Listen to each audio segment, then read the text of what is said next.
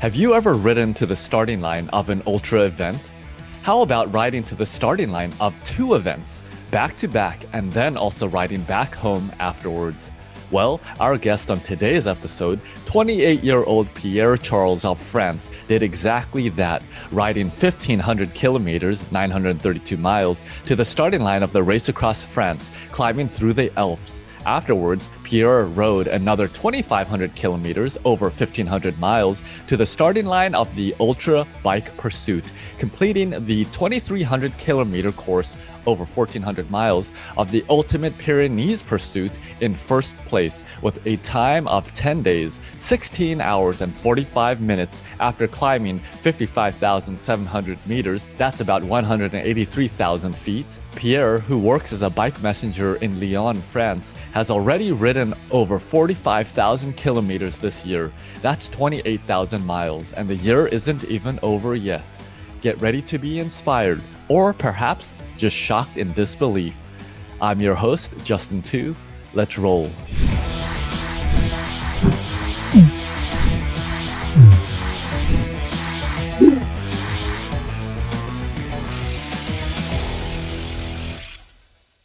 Hey, Ultra family, Justin Tu here, your host of the Ultracycling Show. Thanks for tuning in today for another great episode about an event in Europe, specifically France this year. And we have a very special guest, the organizer of the Ultra Bike Pursuit, Jean-Philippe Soulet, and also Pierre Charles, the winner of the Ultimate Pyrenees Pursuit, which we'll dive into more in a moment. Thank you both for joining me today on the show. Thank you for having us. Thank you. I would love to get into the details of the event and also Pierre's experiences with riding in this first edition of what I'm sure was a spectacular, breathtaking course. Some photos here for people to see, and also a little glimpse at the route, which this year went through France and of course through the Pyrenees Mountains. Before we dive into that and more, I'd love to get into a quick sprint round of questions for Pierre to get to know him in a nutshell. Just a series of short questions and a few sentence answer will be fine, Pierre. And of course, Jean-Phi, as your shortened name is, your nickname, you'll be helping to translate as required. And we'll be glad to listen to the beautiful French language here on this episode. So first question I have for you, Pierre, is how long have you been riding bicycles? And if I understand correctly, you're 28 years old, right? Yes. I'm riding bicycle for long years, more than 20 years, probably 22. I'm riding since I'm 6 years old, and non-stop to now. Wow, incredible. Now, how long have you been what, we may consider an ultra cyclist, doing very long distances, long distance events? It was increasing step by step. So I really ride ultra cycling distance since 2018. So just less than 3 years now. But I was running 200 kilometers by day a lot of years before. Ah, I see. Very interesting. So very neat to ultra cycling, but she's definitely doing a lot of miles already.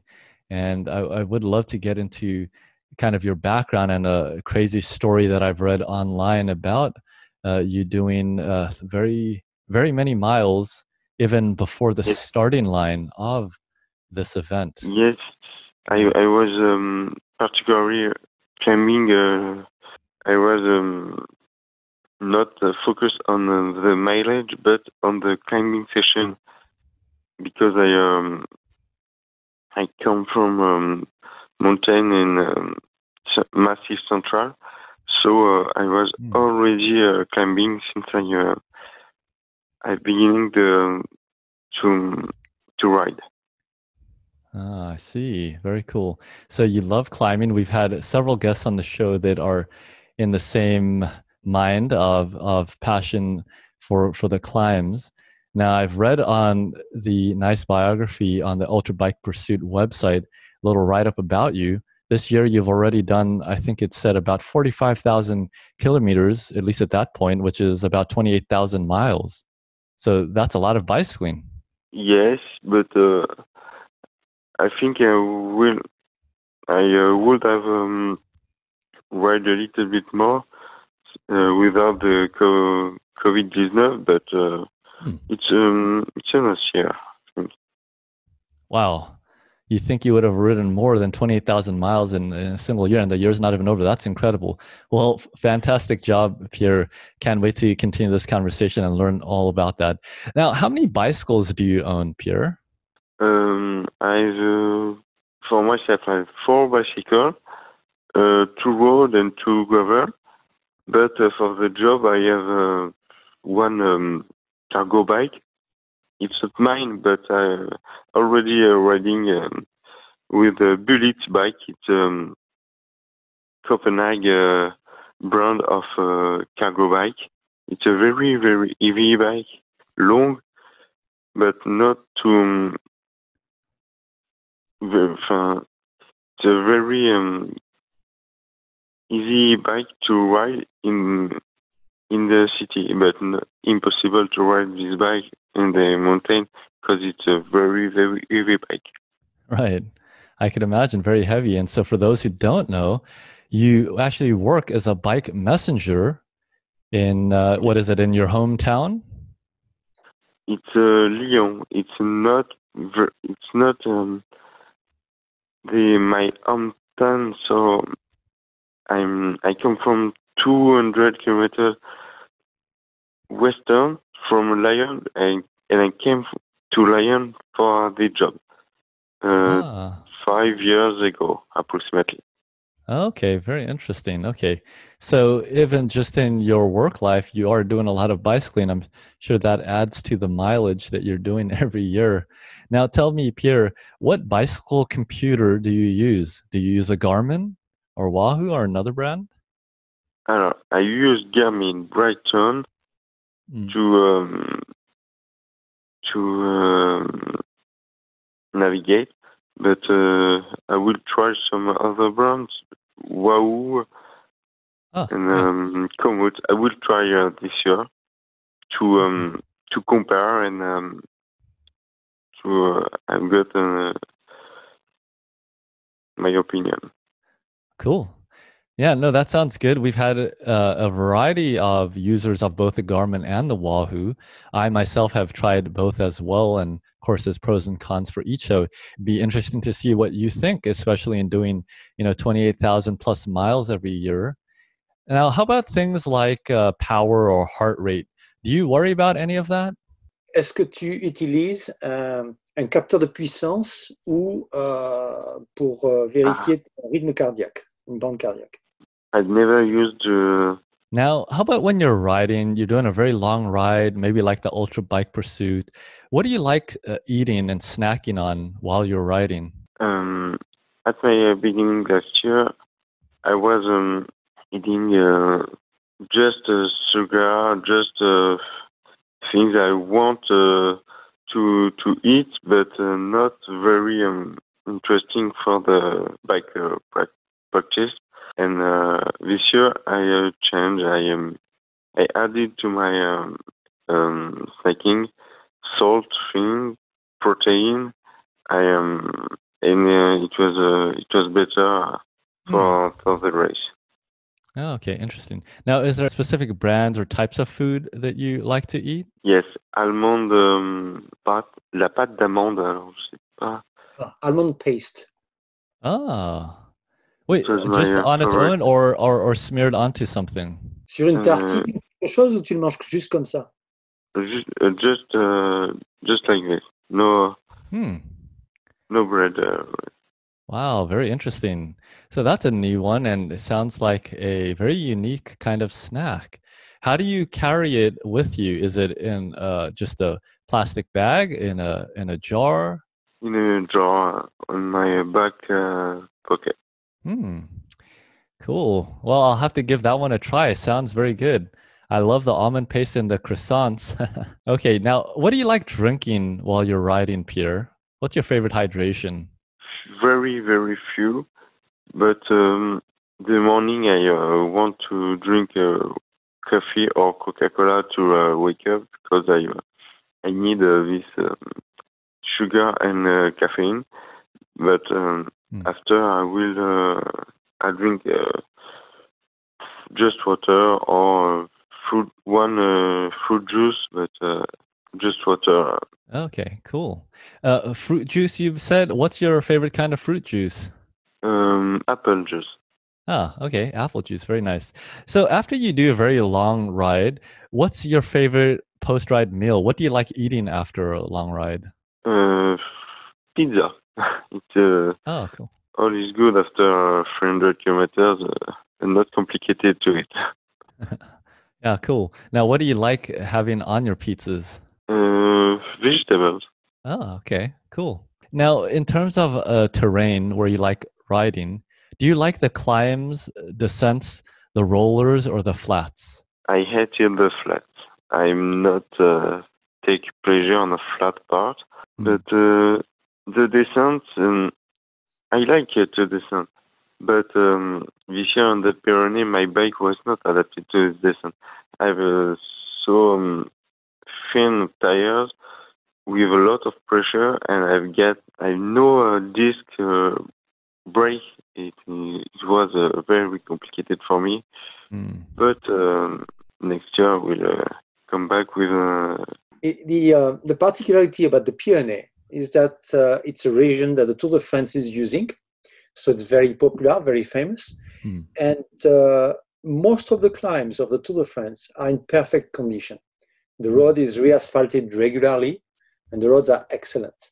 But Hmm. many of the secondary roads, they're very small no roads, very narrow. They have very little usage. They were donkey trails that linked valleys before, and they've Oh. been asphalted like this. So that makes them steep with lots of switchbacks because that's the way the donkeys were going, Hmm. and very, very technical. Much more than in the Alps, where the roads, there are less roads in the Alps. They're much wider. They're not quite as steep, Hmm. and the switchbacks are much more curvy and gentle. In the Hmm. Pyrenees, it's much more technical. So it is highly recommended to have little wider tire.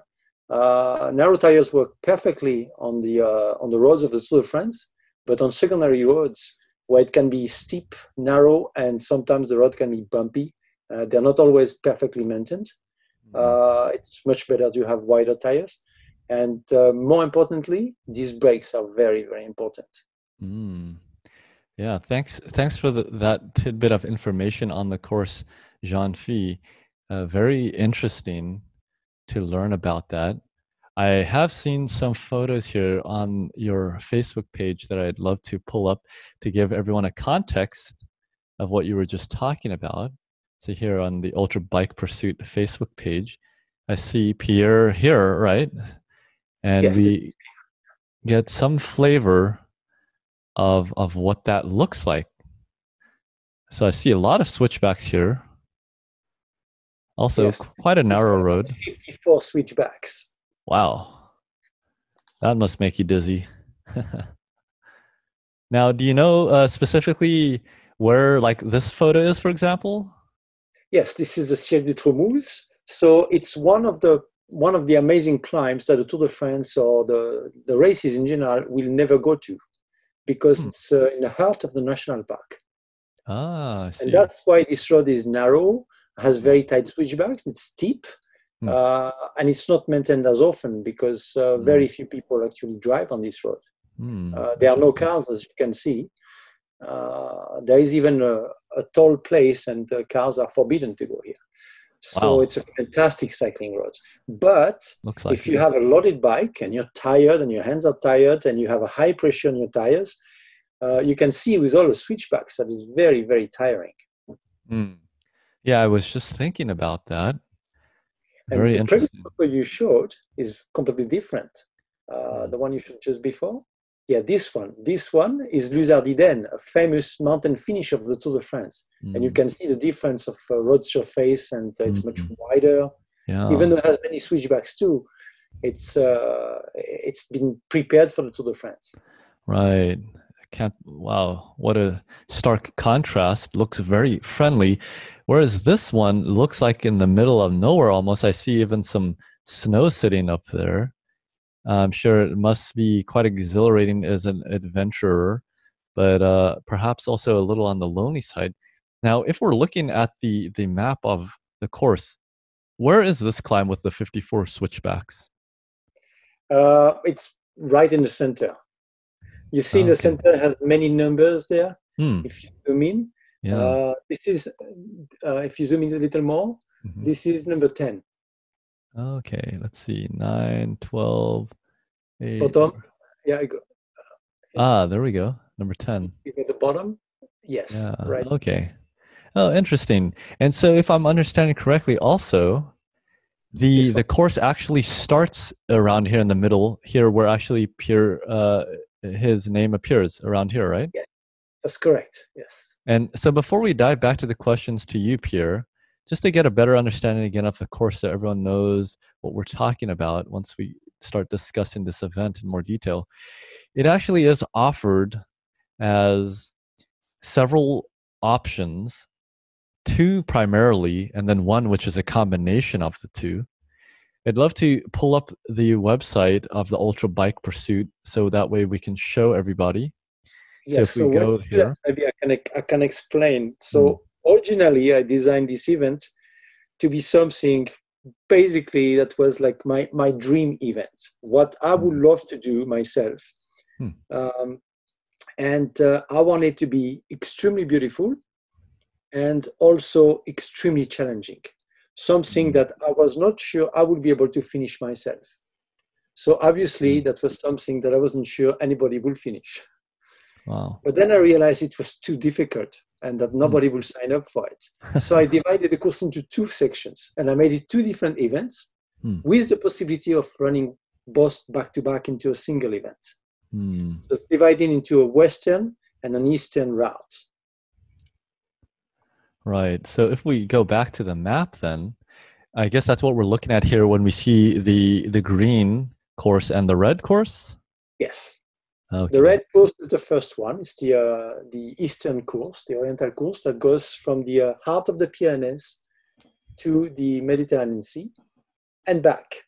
And the Wow. green course is the second one, the western one, which goes from the heart of the Pyrenees, from the same place, to the Atlantic Sea and back again.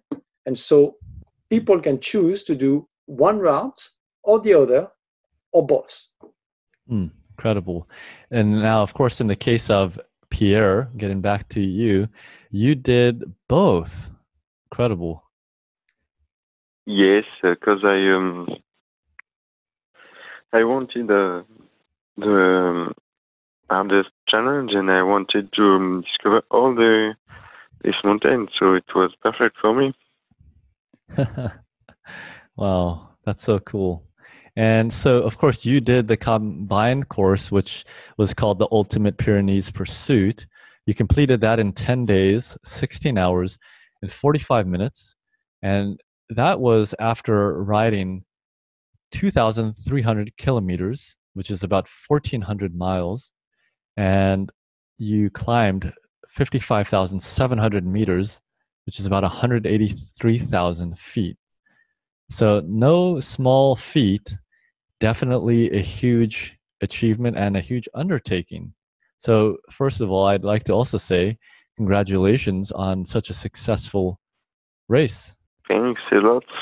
Now, I do want to get to more of your experience there with the event and also kind of what you did getting even to the starting line. I think it's an incredible story. Let's ask a few more short sprint round questions, and then we'll dive back into the event. So you were talking about enjoying downhill descending. Now, do you know what your max speed has been going down a hill before? it was approximately 80 kilometers. Do you feel quite comfortable going down hills and the technical descents? With this bike, no, but with disc brake, yes. Yeah, makes sense. Now, when do you enjoy riding the most out there in France? During the fall, the winter, the spring, or the summertime? I have no problem with with the heat. I have no problem. Yeah, that's quite unique. Some people definitely are okay with the heat and others struggle. So nice to hear that you do well. But during the summertime there, Pierre or Jean-Philippe, does it get very hot in France? Well, it's very different now because now we cannot predict anything. Right. But yes, France usually has at least one heat wave in the summer. Hmm. The problem is we never know when. Sometimes it's in Yeah. July. It used to be either in July or August.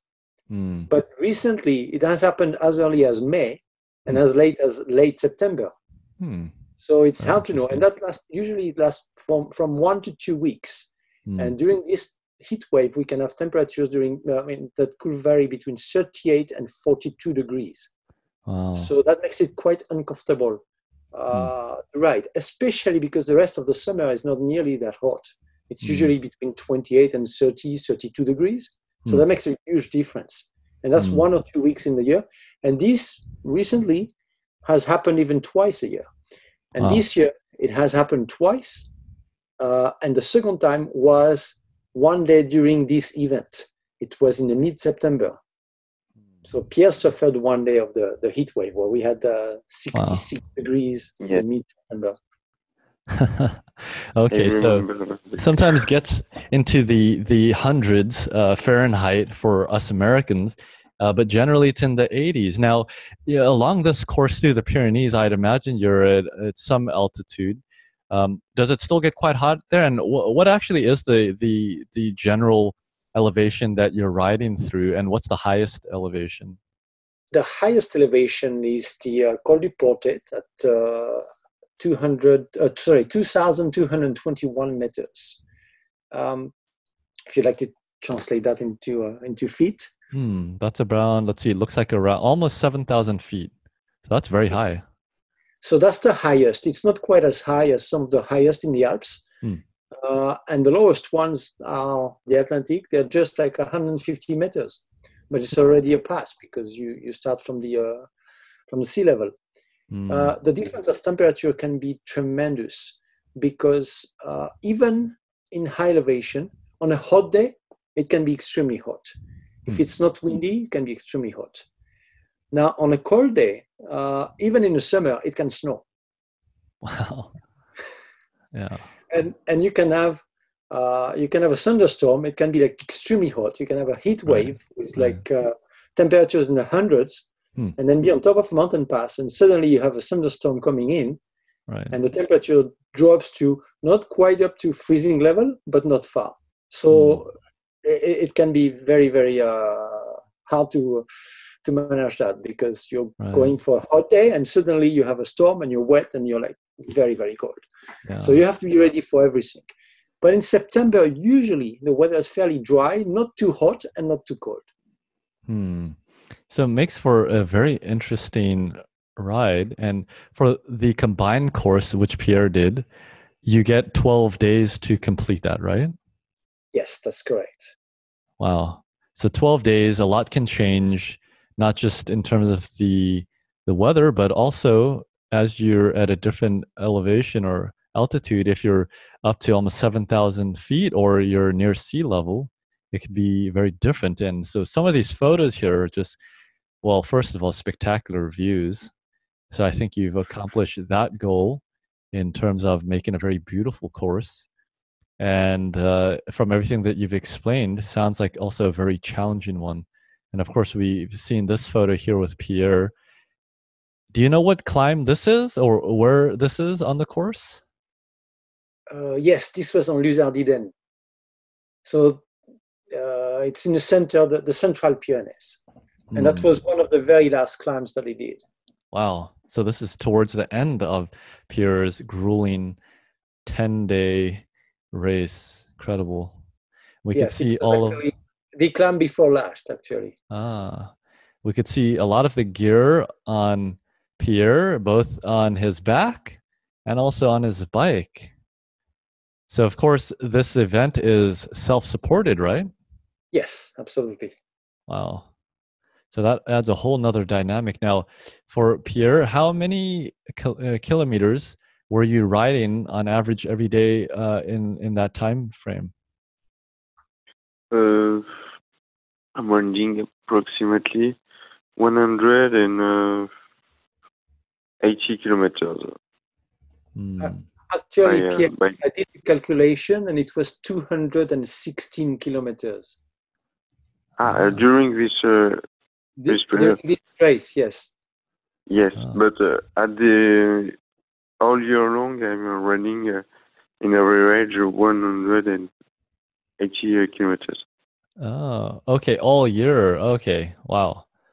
Yeah, that's a lot. So in this particular event, 216 kilometers, that's about 134 miles every day that you did, but also a lot of climbing, a lot of elevation gain there through the course. So that is a big undertaking. And as you explained, Jean-Phi, a lot of elements to come up against as well, especially being self-supported. A very challenging endeavor indeed. Now, Pierre, what do you think? Does ultracycling require more physical or mental training? I think both of them. I think it's 50-50 because if you haven't any of them, you cannot finish this race because it's very difficult. Yes, true indeed. Definitely need both. Now you've obviously you ride a lot. You've done, I'm sure, many events. Is there a specific event that is your favorite that you've done? This one. This one was like je sais pas comment on dit, sur mesure. It was custom made for me. It was I really think this event was custom made for me because I've loved all this world. It was amazing. Yeah. I'm busy looking here on the Instagram page of the Ultra Bike Pursuit. I see more switchbacks here. I see some green. Is this a different pass? Actually, it's the one that you saw the last photo.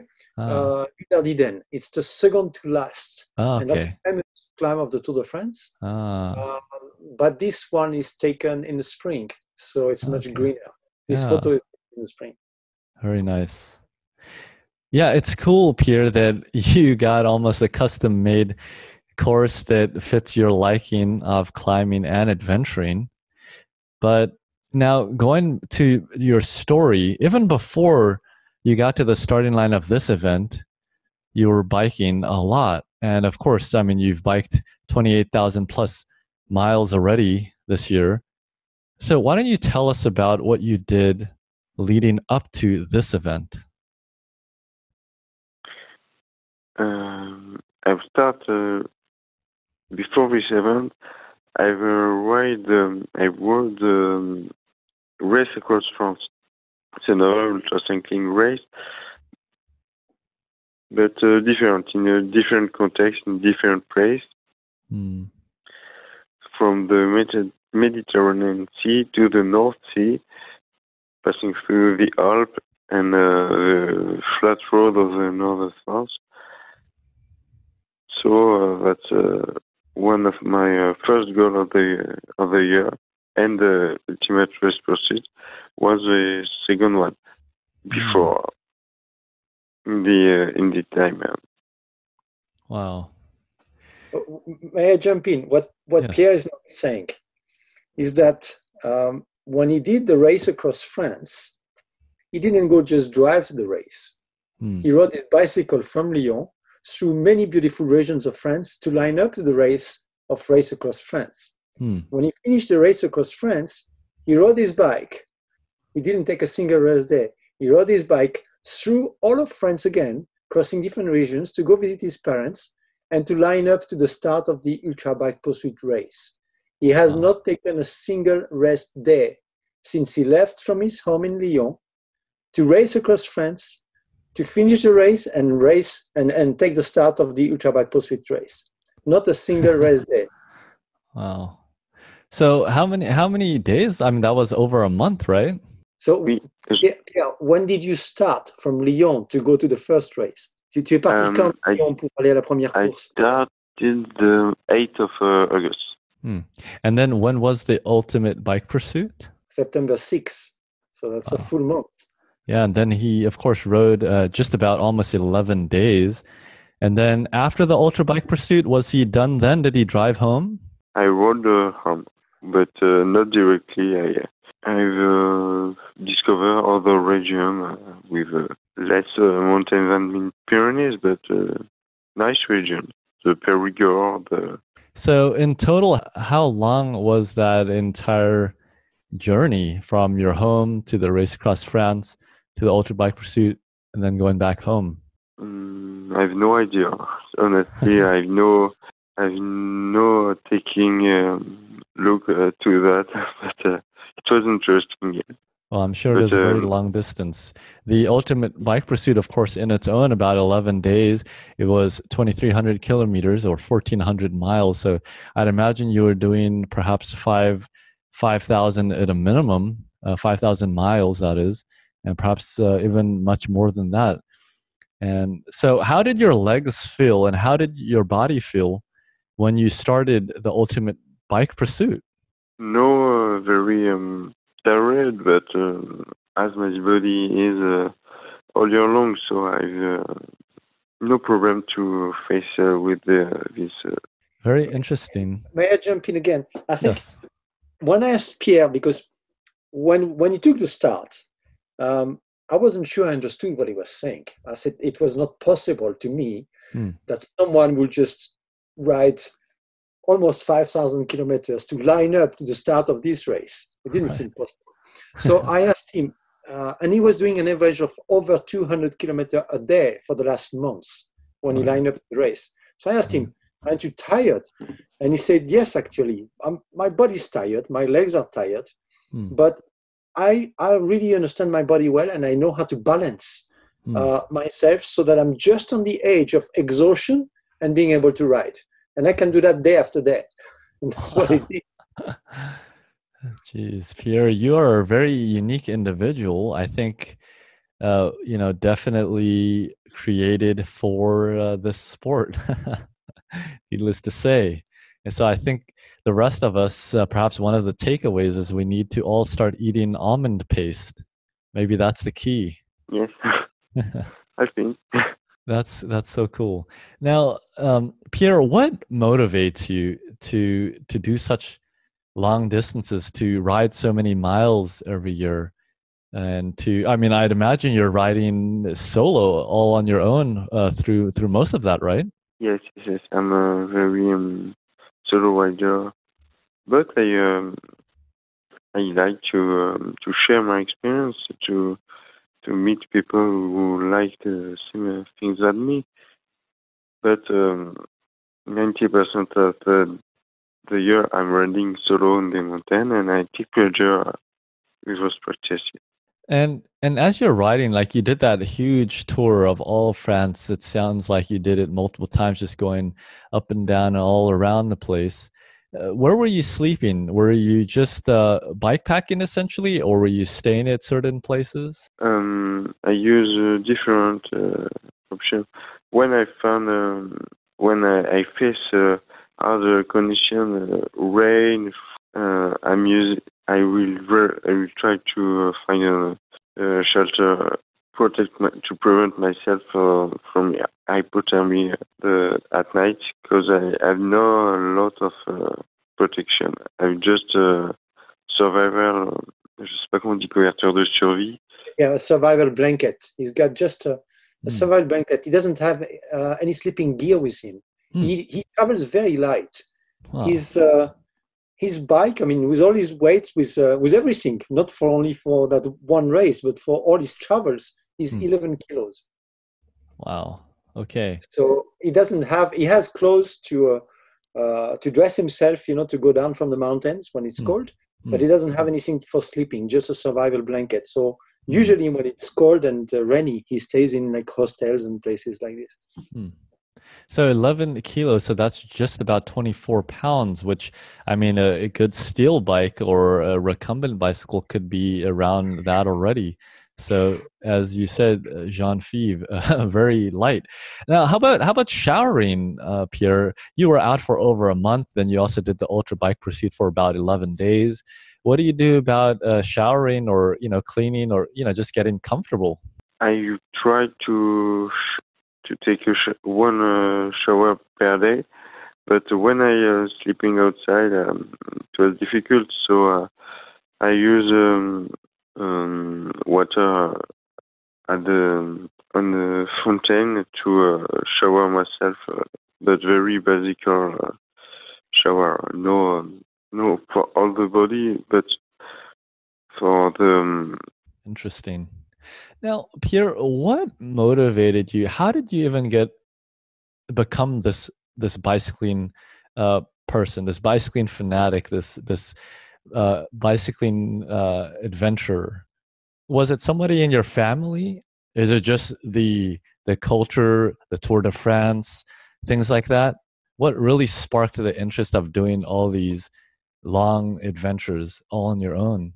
Yes, I have several cyclists in my family, but I've just started to ride for myself, by myself, and for myself, not particular influenced by someone. So, what did your family think, or even your friends, when you came up with this idea to, start a bicycle tour from early August into September, do the Ultra Bike Pursuit, the race across France, then bike home? I mean, what were their thoughts? Is it just normal for them, or did they think you were crazy in doing it? I think they thought it's normal for me. Yeah, interesting.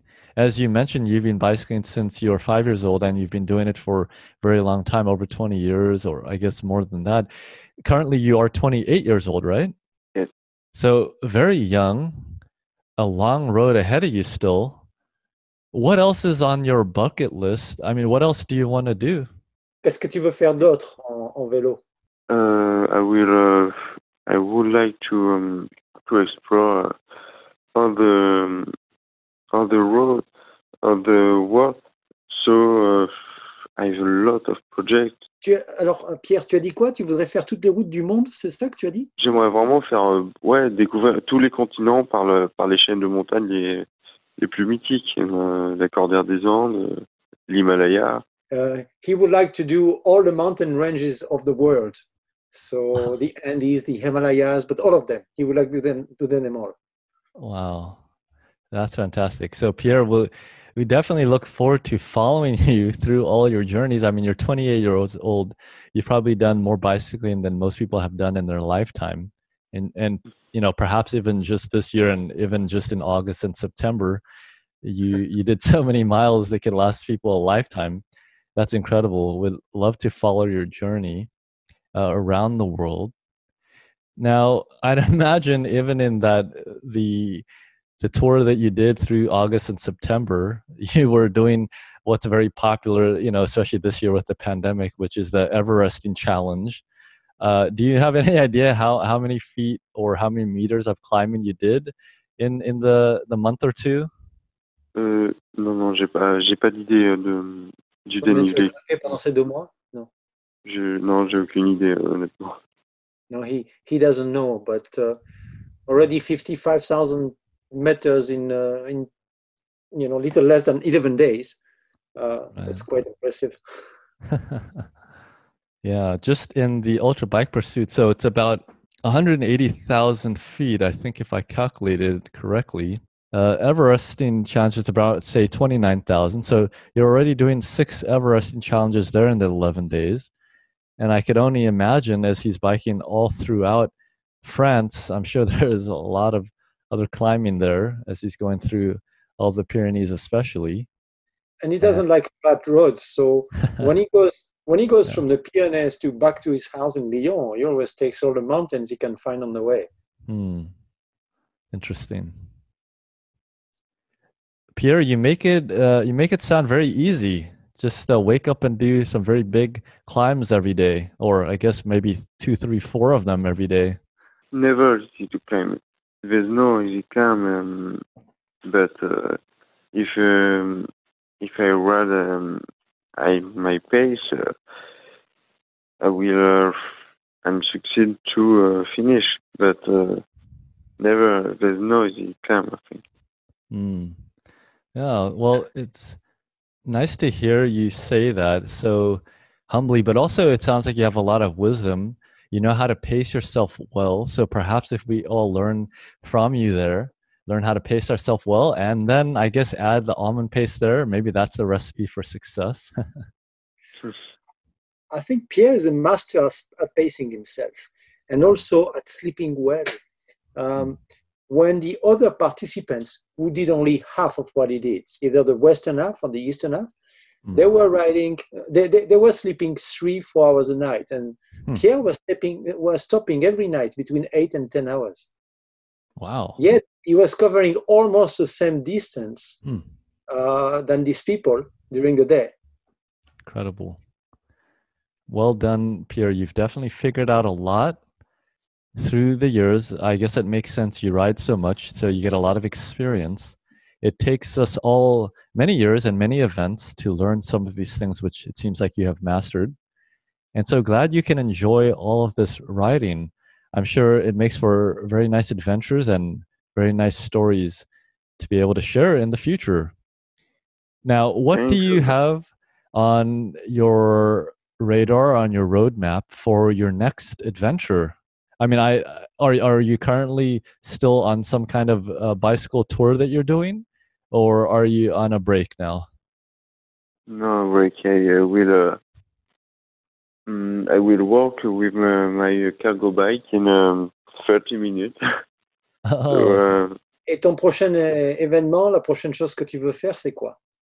Alors j'en ai plusieurs. Je suis en train de faire trier un peu, mais la North Cape Tarifa m'intéresse vraiment. Ouais.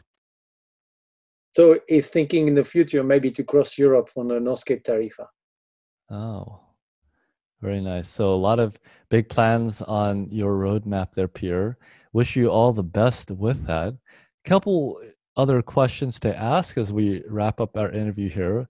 We'd love to have you on the show again in the future for one of your other adventures, and perhaps for the Ultra Bike Pursuit again in the future. We will have a separate segment with Jean-Phi to cover specifically all of the event and more. I know there are plans next year as well to make some adjustments.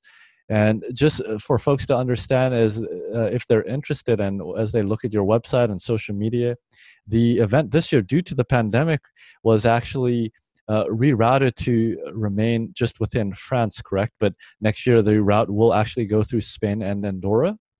Yes, I mean, that was the original plan. I designed the itinerary to start from France, go through Spain and Andorra, and then come back into France. It did most of the climbs of the Pyrenees, of both French, Spanish, and Andorran Pyrenees. But this year, the COVID pandemic was increasing tremendously in both Spain and Andorra. And there was a risk they were going to close the border or impose some quarantine. So 2 weeks before the event, I rerouted the event to be only in France this year. It's still, combined most of the climbs and the elevation gain is fairly similar, but there will be a little more next year. Hopefully the COVID will be much better next year and we'll get clear of that. And then the original route will go through Spain and Andorra as well. Yeah, sounds like a nice route. I mean, both this year, and glad you were able to reroute that and think quickly on your feet. I know a lot of event organizers had to do that this year. And well, look forward to seeing the the actual route next year, and it would be nice to come out at some point to even just ride a portion of that, let alone the full event, and especially the huge tour that Pierre has done, even just to get to the starting line. Definitely taking his riding and training and racing to a whole nother level. So, a couple more questions for you, Pierre. Would love to know, what would you like to tell people who hear your story, think, wow, you're like superhuman. What would your tips be for other people wanting to do similar to what you've done? J'ai pas compris. Alors, bon, les gens qui vont t'écouter pensent que tu es Superman. Quelles sont tes recommandations pour ces gens-là pour faire ce que tu fais, toi? Comment est-ce qu'on arrive à ton niveau? Qu'est-ce que tu recommandes? C'est de s'entraîner, mais d'y aller vraiment progressivement, de pas brûler les étapes, de respecter son corps, d'écouter si on en fait trop d'un coup, on risque de se blesser, de se dégoûter. Donc, vraiment d'y aller progressivement. C'est tout ce que je pense, tout ce que je peux conseiller.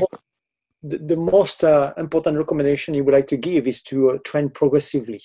Listen to your body and don't burn the steps. Just go progressively. Little by little, you increase your mileage and the time on your bike. If you go too fast, you may injure your body. And then listen to your body. When your body is tired, when you hurt, just slow down or stop. Just listen to your body. That's his best recommendation. Yes, very good advice, Pierre. And I'm sure you're a master at that, so we can trust that advice. What would you say? What do you think most people don't realize about ultracycling? Pierre, que penses-tu que les gens ne comprennent pas sur l'ultracyclisme? Qu'est-ce que tu penses que les gens en général ne savent pas ou ne comprennent pas de l'ultracyclisme? En fait, je pense pas qu'ils arrivent à prendre en compte la fatigue générale, l'addition des difficultés. Ils regardent vraiment journée par journée, alors qu'il faut vraiment prendre l'événement, la fatigue dans sa globalité, l'effort dans sa globalité. Donc ça, c'est un peu compliqué. So Pierre thinks that most people do not understand the effort and the toll it takes on the body on a day after day basis. They only think one day, and he thinks you have to ride thinking about the next day always. This is the most important thing. Yeah, and not only the legs, but the general fatigue, the general body fatigue, he says. Right, and I guess that goes back to what he was talking about and what you were mentioning in terms of him being a master at pacing and also just having everything dialed in. And sounds like he has a very smooth operation going. So we'll definitely be following your journey further, Pierre, and there's a lot to learn from you. You've figured out a few tips and tricks of your own that has helped you to be very successful. Final questions here in closing. Do you have any role models when it comes to ultracycling? Another cyclist that might have inspired you or that you follow closely? Yes, I have one. And I've met him in the race across France, just at the start. And his name is Omar Di Felice. He's very inspiring people. Is that a local Frenchman as well? No, Omar is Italian. He's an Italian rider. He's a sponsored ultra-distance rider, and he's winning many of the races. Okay. Now, Pierre, do you have any plans to race in any of the other ultracycling events around there in Europe or even here in the US?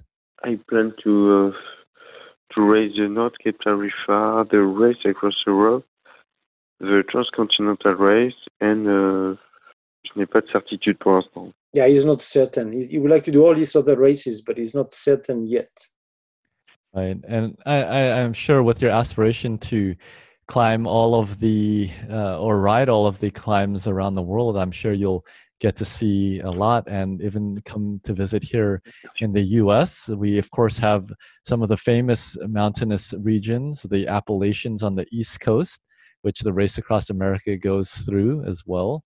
And of course, the Rocky Mountains, which cut through a lot of North America. And in Colorado, it's very famous out here closer to the West Coast. So I do hope we can see you here in the US someday. But Jean-Philippe, you've definitely put on an incredible event with spectacular, breathtaking views. And it's also a big challenge that I'm sure, Pierre, you feel very proud of riding. So I hope myself and other viewers watching and listening in here on this episode with you, I hope we'll all be able to make it out there to France for the 2021 edition. Jean-Philippe, will it also be in about the September timeframe? Yes, it will be a couple of weeks later. The start next year will be September 19. All right. Well, everybody add it to your calendar and hope everything works out well there. Last two questions, sprint to the finish line as we close out here, Pierre. Just a fun way to end. First question I have for you, Pierre, is when will your next long ride be and how long do you expect it to be? J'ai pas entendu. Quand sera ta prochaine longue course? Quelle sera et quand sera ta prochaine longue course? Je pense au printemps, fin printemps, début été 2021. L'hiver, non, je peux pas rouler la nuit l'hiver. Et tu as déjà quelque chose en tête?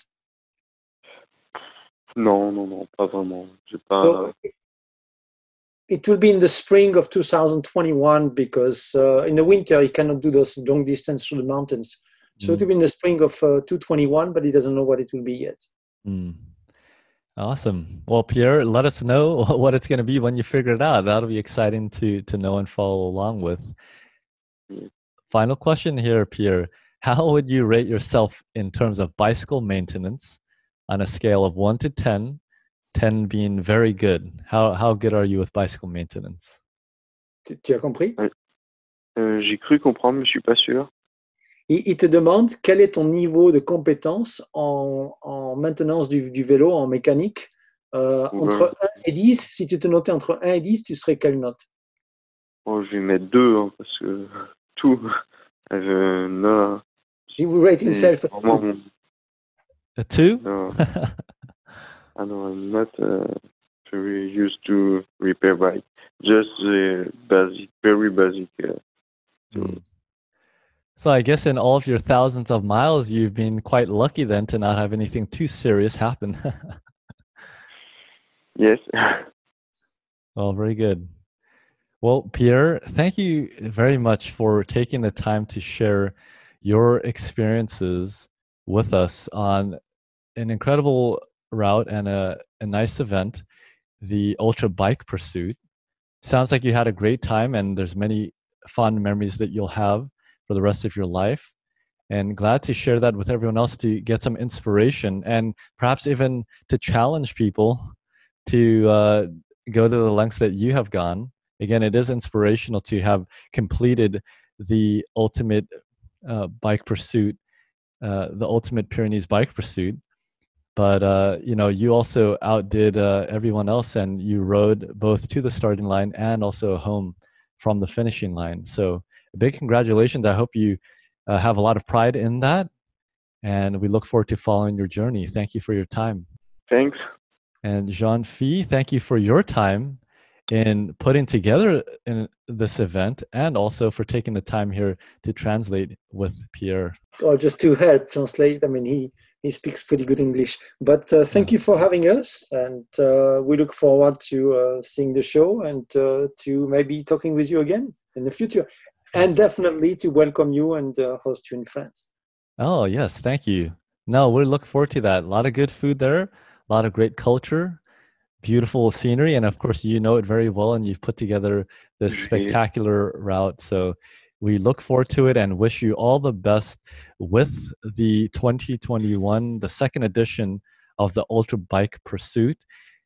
Also look forward to being able to discuss with you separately, Jean-Philippe, the actual event and to dive into more details with that. So everyone can look forward to another episode with you. So thank you very much to you both and to everyone watching at home. Hope you enjoyed this episode, got some inspiration from Pierre's story and all of his bicycling. Where do you put yourself? Pierre has already done almost 29,000 miles of riding just this year alone, and the year's not over yet. And so something to strive for perhaps in 2021. But definitely go out, check out the Ultra Bike Pursuit in France. I'm sure you won't be disappointed. And until next episode, everyone, keep spinning Ultra.